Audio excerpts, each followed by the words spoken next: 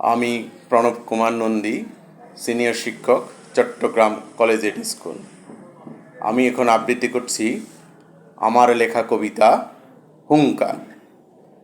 যদি হুঙ্কার দিয়ে বলতে বেটা বেত্তমিজ, ভূমিকম্প হয়ে যেত, শান্ত সমুদ্র উত্তাল হয়ে যেত, বাতাসের বেগ প্রবল হয়ে যেত।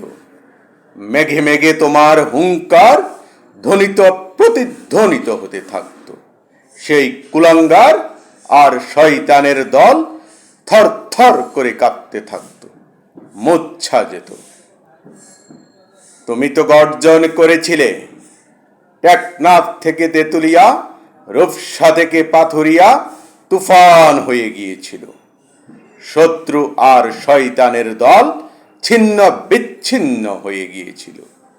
পশ্চিম পাকিস্তানের হায়নাদের লালসার জীব ছিন্ন করে দিয়ে পূর্ব পাকিস্তানকে বাংলাদেশ করে দিলে। ৭৪-এ কাও এসে বলেছিল একান্তে বসে, ষড়যন্ত্র করছে কারা, প্রাণনাশ করবে কারা। কথার পাত্তা না দিয়ে বলেছিলে হাত নেড়ে, তারা আমার নিজের সন্তান, তারা ক্ষতি করবে না আমার।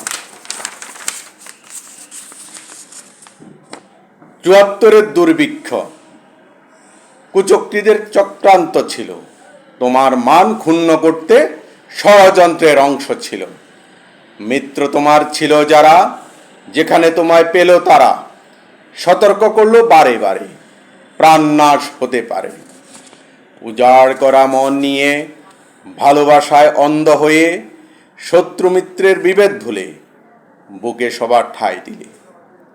১৫ই আগস্ট ভোর রাতে প্রিয় পাইপ হাতে নিয়ে স্বাধীনতার চেতনা, মুক্তিযুদ্ধের আদর্শ, নৈতিকতার ব্যক্তিত্ব, বাংলাদেশের নক্ষত্র ১৮টি বুলেটে বিদ্ধ হয়ে হারিয়ে গেলেন চিরতরে। ধন্যবাদ।